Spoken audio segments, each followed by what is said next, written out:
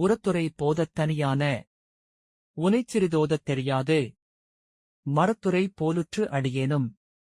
மலத்திருள் மூடிக் கெடலாமோ பரத்துறை சீலத்தவர் வாழ்வே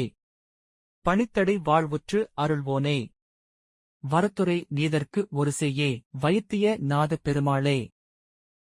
உறுதி வாய்ந்த ஞானத்தின் தனிப்பொருளான உன்னைச் சிறிதளவேனும் போற்றத் தெரியாமல் மரக்கட்டை போன்று இருந்து அடியேனும்